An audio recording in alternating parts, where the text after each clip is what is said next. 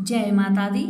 नमस्कार दोस्तों, स्वागत है आप सभी का हमारे YouTube चैनल लक्ष्मी शर्मा की कहानियां पर। ओम नमः भगवते वासुदेवाय।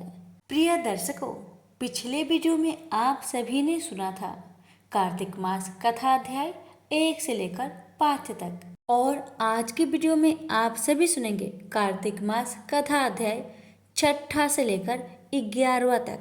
6 अध्याय। नारद जी ने कहा, जब 2 घड़ी रात शेष रह जाए तब तिल कुश अक्षत चंदन आदि लेकर शुद्ध होकर जलाशय पर जाए। नहर की अपेक्षा नदी में स्नान करने से 10 गुना फल मिलता है और नदी की अपेक्षा संगम पर स्नान करने से 10 गुना फल अधिक मिलता है तथा तीर्थ पर स्नान करने से इन सब से दुगुना फल मिलता है। स्नान से पहले भगवान का ध्यान करके स्नार्थ संकल्प करें, फिर तीर्थ में उपस्थित देवताओं को क्रमशः अर्घ्य आचमनीय आदि देवे। अर्घ्य मंत्र यह है, हे कमलनाथ आपको नमस्कार है, हे जलसाई भगवान आपको नमस्कार है, हे ऋषिकेश आपको प्रणाम है, मेरे दिए हुए अर्घ्य को आप ग्रहण करें। बैकुंठ प्रयाग तथा बद्रिका आश्रम में जहाँ कहीं भगवान विष्णु गए वहाँ उन्होंने 3 प्रकार से अपना पैर रखा था। वहाँ पर ऋषि वैद्य यज्ञों के सहित समस्त देवता मेरी रक्षा करते रहे। हे जनार्दन, हे दामोदर, हे देवेश, आपको प्रसन्न करने के लिए मैं कार्तिक मास में विधिवत प्रातः स्नान कर रहा हूँ। आपकी कृपा से मेरे समस्त पाप नष्ट हो जाए। हे हरे, कार्तिक मास में व्रत तथा विधि पूर्वक स्नान करने वाला मैं अर्घ्य देता हूँ, आप राधिका सहित ग्रहण करें। हे कृष्ण, हे प्रबल राक्षसों का नाश करने वाले भगवान, हे पापनाशक, कार्तिक मास में नित्य प्रति दिए हुए मेरे इस अर्घ्य द्वारा कार्तिक स्नान का व्रत करने वाला फल मुझे प्राप्त हो। इसके बाद विष्णु, शंकर तथा सूर्य का ध्यान करके जल में प्रवेश करें और नाभि तक जल में खड़ा होकर विधि पूर्वक स्नान करें। गृहस्थी तिल और आंवले का चूर्ण लगाकर तथा विधवा स्त्री व यति तुलसी की जड़ की मिट्टी लगाकर स्नान करें। सप्तमी, अमावस्या, नवमी, त्रयोदशी, द्वितीया, दशमी आदि तिथियों को आंवला तथा तिल से स्नान नहीं करना चाहिए। स्नान करते हुए निम्न शब्द कहे। इस भक्ति भाव से भगवान ने देवताओं के कार्य के लिए 3 प्रकार का रूप धारण किया था। वही पापनाशक भगवान विष्णु अपनी कृपा से मुझे पवित्र बनाए। विष्णु जी की आज्ञा से कार्तिक व्रत करने वालों की इंद्र आदि सारे देवता रक्षा करते हैं, अतः वह मुझको पवित्र करे। बीजों, रहस्यों तथा यज्ञों सहित वेदों के मंत्र कश्यप आदि ऋषि, इंद्र आदि देवता मुझे पवित्र करे। गंगा आदि सभी नदियाँ, संपूर्ण तीर्थ, 7 समुद्र और समस्त जलाशय मुझको पवित्र करे। अदिति आदि सभी नारियाँ, यज्ञ, सिद्ध, सर्प और सब औषधियाँ व तीनों लोकों के पर्वत मुझे पवित्र करे। इन शब्दों को कहकर स्नान करने के पश्चात व्रती हाथ में पवित्री धारण करके देवता, ऋषि, मनुष्य तथा पितरों का विधिवत तर्पण करते समय जितने भी तिल तर्पण में रहते हैं उतने वर्ष प्रयत्न व्रती के पितृगण स्वर्ग में वास करते हैं। तत्पश्चात व्रत करने वाला जल से निकलकर शुद्ध वस्त्र पहने और प्रातः काल के सब कृत्यों से निवृत्त होकर पुनः भगवान विष्णु का पूजन करे। समस्त तीर्थों के सारे देवताओं का स्मरण करके भक्ति पूर्वक सावधान होकर चंदन, फूल और फलों सहित भगवान विष्णु को फिर अर्घ्य दे। अर्घ्य मंत्र का अर्थ यह है, पवित्र कार्तिक मास में मैंने स्नान किया है। हे विष्णु जी, राधा के साथ आप मेरे दिए अर्घ्य को ग्रहण करें। पश्चात चंदन फूल और तांबूल आदि से वेद पाठी ब्राह्मणों का श्रद्धा पूर्वक पूजन करें और बार बार साष्टांग प्रणाम करें। ब्राह्मणों के दाएं पैर में तीर्थ रहते हैं, मुख में वेद और सारे अंगों में देवता निवास करते हैं। अपने कल्याण की कामना रखने वाले लोग न इनका अपमान करें और न इनके साथ विरोध करें। फिर एकाग्रचित हो भगवान विष्णु की प्यारी तुलसी का पूजन करें, उनकी परिक्रमा करें तथा उनको प्रणाम करें। हे देवी, हे तुलसी, देवताओं ने ही प्राचीन काल से तुम्हारा निर्माण किया है और ऋषियों ने तुम्हारा पूजन किया है। हे विष्णु की प्यारी तुलसी, आपको प्रणाम है। आप मेरे सब पापों का नाश करो।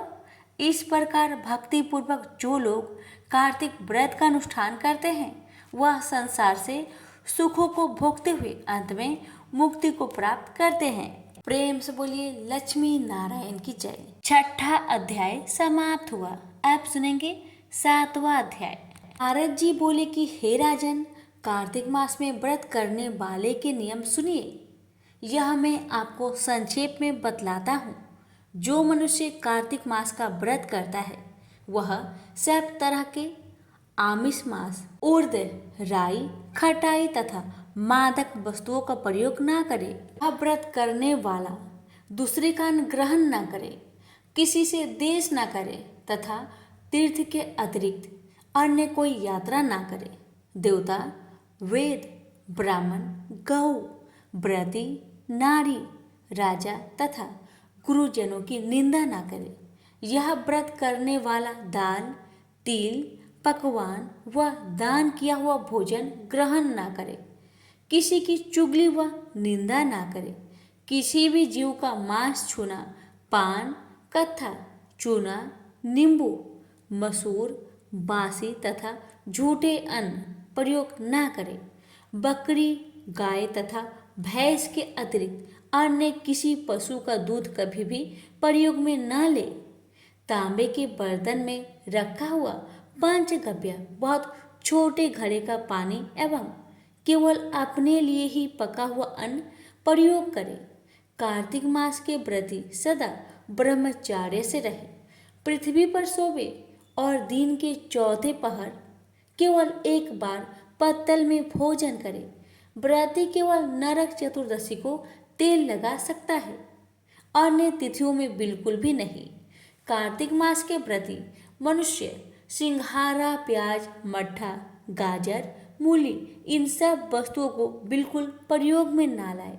लौकी, मट्ठा, काशीफल, तरबूज इन सब वस्तुओं का कार्तिक मास का व्रती बिल्कुल सेवन ना करे। मासिक धर्म वाली स्त्री से चांडाल, पापी, ब्राह्मण द्रोही और नास्तिकों से बिल्कुल बातचीत ना करे। भगवान विष्णु को प्रसन्न करने के लिए अपनी शक्ति के अनुसार चंद्रायन आदि का व्रत करे और उपयुक्त नियमों का पालन करे। कार्तिक का व्रत करने वाला मनुष्य प्रतिपदा को कुम्हरा, द्वितीय को कटहल, तृतीया को तरुणी स्त्री, चतुर्थी को मूली, पंचमी को बेल, षष्ठी को तरबूज, सप्तमी को आंवला, अष्टमी को नारियल, नौवीं को मूली, दसवीं को लौकी, एकादशी को परवल, द्वादशी को बैर, त्रयोदशी को मट्ठा, चतुर्दशी को गाजर तथा पूर्णिमा को साग ये वस्तुएं प्रयोग न करें। आंवला का प्रयोग रविवार को न करें। व्रती यदि इन सागों में कोई शाक सेवन करना चाहे तो पहले ब्राह्मण को देकर खाए। यही विधान माघ मास के व्रत के लिए भी है। देवोत्थानी एकादशी में पूर्वोक्त विधि के अनुसार नित्य जागरण, गायन आदि करें। इसको विधिवत करने वाले मनुष्य को देखकर यम के दूत इस प्रकार भाग जाते हैं जैसे सिंह की गर्जना से हाथी भाग जाते हैं। यह कार्तिक मास का व्रत सब व्रतों में श्रेष्ठ है। इसके अतिरिक्त जितने भी व्रत यज्ञ हैं वह 1000 की संख्या में किए जाने पर भी इसकी तुलना नहीं कर सकते, क्योंकि यज्ञ करने वाले मनुष्य तो केवल स्वर्ग में ही जाते हैं, किंतु कार्तिक मास में व्रत करने वाला प्राणी सीधा बैकुंठ को जाता है। जिस प्रकार राजा की रक्षा उनके अंगरक्षक करते हैं, उसी तरह कार्तिक मास का व्रत करने वाले की रक्षा भगवान विष्णु की आज्ञा से इंद्र आदि देवता करते हैं। कार्तिक मास का व्रत करने वाला मनुष्य जहाँ कहीं भी रहता है, वहीं पर उसकी पूजा होती है, उसका यश होता है। उस स्थान पर जहाँ की वह रहता है, वहाँ भूत पिशाच आदि कोई भी नहीं रहने पाते।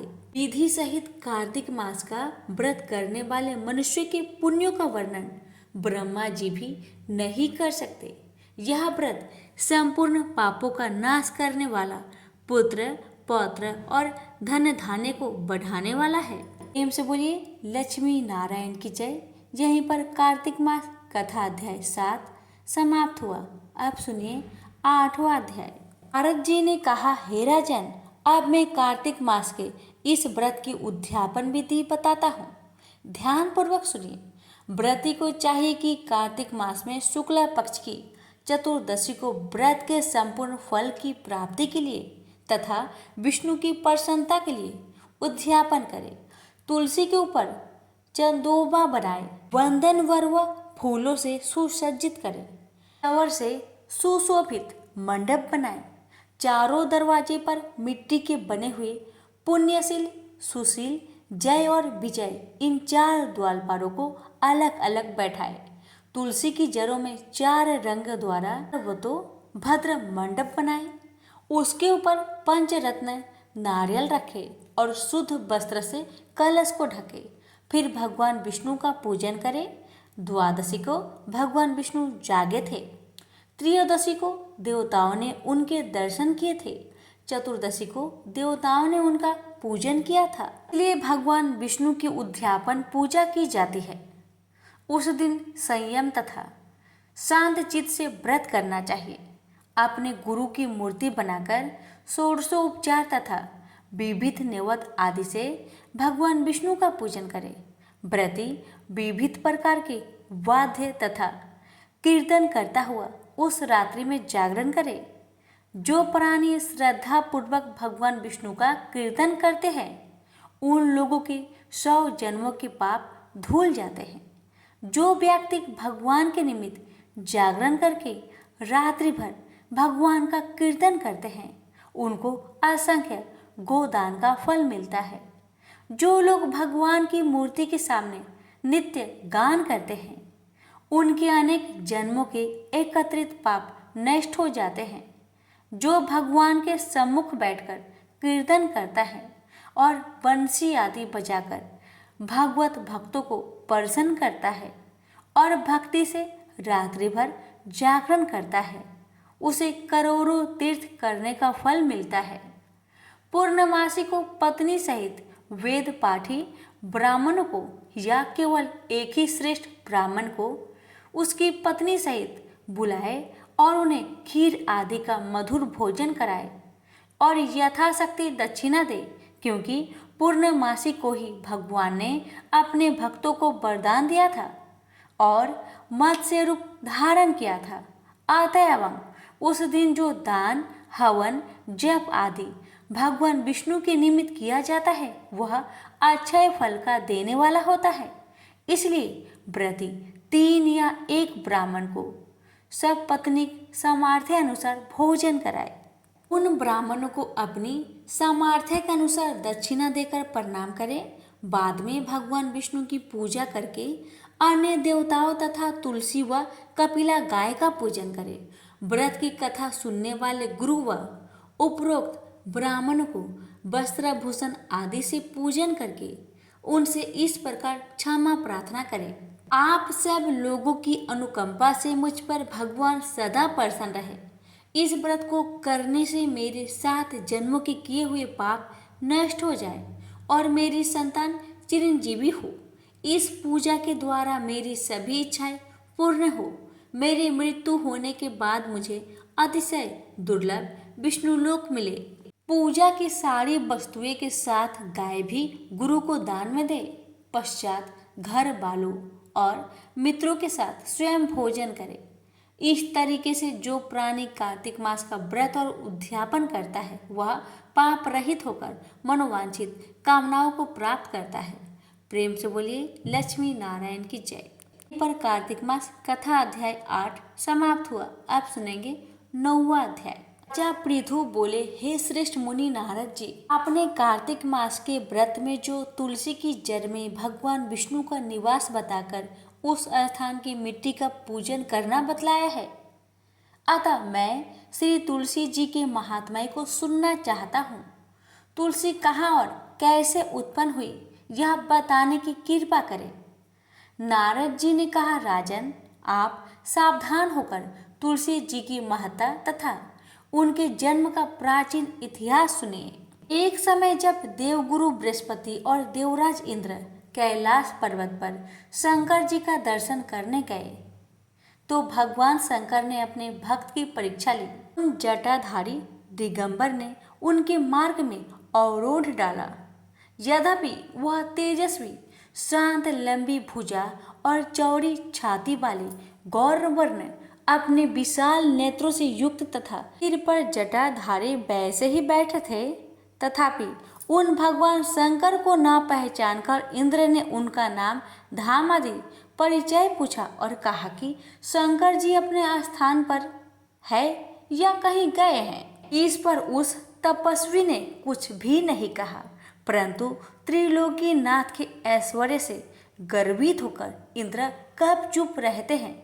उन्होंने क्रोध कर तपस्वी को घुरक कर कहा, अरे मैं पूछता हूँ तू उत्तर क्यों नहीं देता? मैं अभी तुझे वज्र मारता हूँ, फिर देखता हूँ कुछ दुर्गति की रक्षा कौन करता है। ऐसे क्रोध हो। इंद्र ने जैसे ही उस दिगंबर को मारने के लिए हाथ में वज्र लिया, वैसे ही भगवान शंकर ने वज्र सहित इंद्र का हाथ स्तंभित कर दिया और विकराल नेत्र धारण कर भगवान शंकर ने उसे देखा। वैसे ही ऐसा विदित हुआ मानो वह दिगंबर प्रज्वलित हो उठा और तेज से जला देगा। भुजाएं स्तंभित होने से इंद्र के क्रोध और दुख का अंत न रहा, परंतु जैसे ही बृहस्पति जी ने उस पुरुष को प्रज्वलित देखा, वैसे ही अपनी बुद्धि को उसको शंकर भगवान जानकर प्रणाम किया और दंडवत कर बहुत सी स्तुति भी की। इंद्र ने भी भगवान शंकर से कहा, हे दीनानाथ, हे महादेव, आप अपना क्रोध रोककर इंद्र के अपराध को क्षमा कीजिए। बृहस्पति की यह वचन सुनकर महेश्वर गंभीर वाणी में बोले, मैं अपने नेत्रों से निकले हुए क्रोध को कैसे रोकूं? तब बृहस्पति जी ने कहा, भगवान, भक्तों पर दया करनी चाहिए। आप अपना भक्त वत्सल नाम सार्थक कीजिए। आप अपने इस तेज को कहीं और स्थापित कर इंद्र का उद्धार कीजिए। तब भगवान शंकर ने गुरु बृहस्पति से कहा, मैं तुम्हारी स्तुति से प्रसन्न हूँ जो तुमने इंद्र को जीवन दान दिलाया है। मैं विश्वास करता हूँ कि मेरे नेत्रों की अग्नि अब इंद्र को पीड़ित न करेगी। बृहस्पति से ऐसा कहकर भगवान शंकर ने अपने माथे से निकाले हुए अग्निमय तेज को अपने हाथ में लेकर क्षीर सागर में डाल दिया। फिर लीलाधारी भगवान अंतर ध्यान हो गए। इस प्रकार जिसको जो जानने की इच्छा थी उसे जानकर इंद्र और शंकर बृहस्पति अपने स्थान को चले गए। प्रेम से बोलिए लक्ष्मी नारायण की जय, महादेव की जय। यहीं पर कार्तिक मास कथा अध्याय 9 समाप्त हुआ। अब सुनिए 10वां अध्याय। पृथु ने कहा, हे देव ऋषि, आपको नमस्कार है। कृपा कर आप यह कहिए कि जिस समय भगवान शंकर ने अपने माथे का वह तेज क्षीर सागर में डाल दिया तो उस समय क्या हुआ? नारद जी ने कहा, हे राजन, जब भगवान शंकर ने अपना वह तेज क्षीर सागर में डाल दिया तो उस समय वह शीघ्र ही बालक होकर गंगा सागर के संगम में बैठकर संसार को भय देने वाला रुदन करने लगा। उसके रुदन से समस्त संसार व्याकुल हो उठा। लोकपालों के मन में भी व्याकुलता हुई। चराचर चलायमान हो गया। शंकर सुवन के रुदन से ब्राह्मण व्याकुल हो गए। समस्त देवता और ऋषि मुनि व्याकुल होकर लोक पितामह श्री ब्रह्मा जी की शरण में गए। सबने मिलकर श्री ब्रह्मा जी को प्रणाम किया और उनकी स्तुति की। फिर कहा कि हे पितामह, यह तो बड़ा भयंकर समय उपस्थित हुआ है। हे महायोगिन, इसका नाश कीजिए। तब देवताओं की ऐसी बात सुनकर ब्रह्मा जी सत्य लोक से उतरकर उस बालक को देखने के लिए समुद्र तट पर आए। समुद्र ने ब्रह्मा जी को आता देखकर प्रणाम किया, बालक को उठाकर उनकी गोद में दे दिया। तब विस्मित होकर श्री ब्रह्मा जी ने पूछा, हे सागर, तुम शीघ्र कहो कि यह बालक किसका है। समुद्र ने विनम्र शब्द में कहा, प्रभु, यह तो मैं नहीं जानता, किंतु मुझे इतना अवश्य ज्ञात है कि यह गंगा सागर के संगम में प्रकट हुआ है। अतः एवं हे जगतगुरु, आप इस बालक का जात कर्म आदि संस्कार कीजिए, इसका जातक फल बताइए। नारद जी कहते हैं कि इधर तो सागर ब्रह्मा जी के गले में हाथ डालकर बार बार उनका आकर्षण कर रहा था। फिर तो उसने ब्रह्मा जी का गला इतनी जोर से पकड़ा कि उससे पीड़ित हो ब्रह्मा जी के नेत्रों से आंसू टपकने लगे। किसी प्रकार से ब्रह्मा जी ने अपने दोनों हाथों का जोर लगाकर अपना गला छुड़ाया और सागर से कहा, सागर सुनो, मैं तुम्हारे पुत्र का जातक फल कहता हूँ। मेरे नेत्रों से जो यह जल निकला है, इसी कारण इसका नाम जलंधर होगा। यह उत्पन्न होने के साथ ही तरुण हो गया। यह सब शास्त्रों का परगामी, महापराक्रमी, महावीर, बलवान, महायोद्धा और रण दुर्मद होगा। यह बालक सब दैत्यों का अधिपति और भगवान विष्णु को जीतने वाला होगा। यह कभी भी नहीं हारेगा। एक भगवान शंकर को छोड़कर यह सबसे अवध्य होगा। जहाँ से उत्पन्न हुआ है फिर वही जाएगा। इसकी स्त्री बड़ी पतिव्रता, सौभाग्यशालिनी, स्वर्ग सुंदरी और परम मनोहर, मिष्ट भाषिनी तथा सिलवान होगी। नारद जी कहते हैं, हे राजन, सागर से ऐसा कहकर ब्रह्मा जी ने शुक्राचार्य को बुलाकर उनके हाथों से बालक का राज्याभिषेक कराया और स्वयं अंतर ध्यान हो गए। फिर तो बालक को देखकर सागर बड़ा ही प्रसन्न हुआ और घर आ गया। कितने ही उपाय से उसका पालन कर उसको पुष्ट किया। फिर कालनेमी नामक असुर को बुलवाकर उसका वृंदा नाम की कन्या से सविधि विवाह करवा दिया। उस विवाह में बड़ा उत्सव हुआ। श्री शुक्राचार्य के प्रभाव से स्त्री सहित जलंधर दैत्यों पर राज्य करने लगा। हमसे बोलिए लक्ष्मी नारायण की जय हो, भोलेनाथ की जय हो। यहीं पर हमारे कार्तिक मास कथा अध्याय 10 समाप्त हुआ। अब सुनिए 11वां अध्याय। एक समय जब समुद्र का पुत्र जलंधर अपनी स्त्री वृंदा सहित असुरों से सम्मानित हुआ सभा में बैठा था, तभी गुरु शुक्राचार्य वहां पहुंचे, जिनके तेज से सब दिशाएं प्रकाशित हो गई। तब गुरु जी को आता देखकर असुरों सहित सागर पुत्र ने उठकर बड़े आदर से उन्हें प्रणाम किया। तेजस्वी गुरु जी ने सबको आशीर्वाद दिया। फिर उनको एक दिव्य आसन पर बैठाकर सब दैत्य भी यथा स्थान पर बैठ गए और सागर पुत्र ने नम्रता से यह प्रश्न किया, हे गुरु जी, राहु का सिर किसने काटा था? आप हमें यह बतलाए। इस पर श्री शुक्राचार्य जी ने विरोचन पुत्र हिरण्यकशिपु और उसके धर्मात्मा पौत्र का परिचय देकर देवताओं और असुरों द्वारा समुद्र मंथन की संक्षेप में कथा कहकर यह बतलाया कि जब समुद्र से अमृत निकला तो उस समय देवरूप बनाकर राहु भी अमृत पीने बैठ गया। इस पर इंद्र के पक्षपाती भगवान विष्णु ने राहु का सिर काट डाला। यह सुनने के साथ ही जलंधर के नेत्र लाल हो गए। उसने बड़ा क्रोध किया। फिर अपने धमसर नामक दूत को बुलाकर गुरु का कहा हुआ सब वृत्तांत सुनाया और आज्ञा दी कि तुम शीघ्र ही इंद्रपुरी में जाकर इंद्र को मेरी शरण में लाओ। धमसर जलंधर का बड़ा निपुण दूत था। वह शीघ्र ही इंद्र की सुधर्मा नामक सभा में जा पहुंचा और उसने जलंधर के शब्दों में इंद्र से कहा, हे देवता धम, तुमने समुद्र को क्यों माथा और मेरे पिता के सब रत्नों को क्यों ले लिया? ऐसा करके तुमने अच्छा नहीं किया।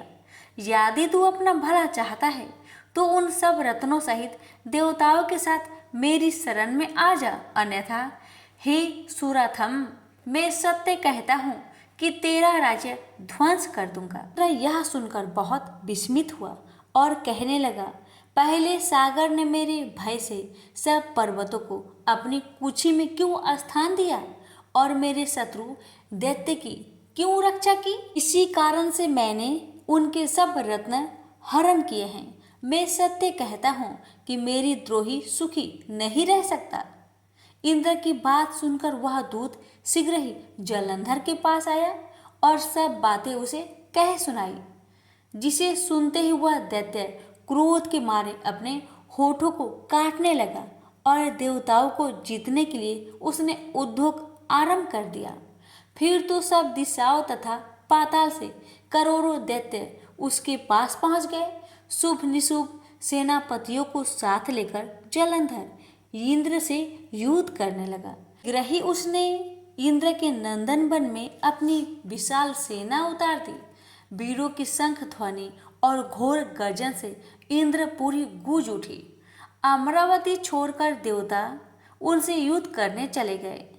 भयानक मार काट हुई। दोनों पक्षों के आचार्य अपने अपने मृतकों को जीवित करने लगे।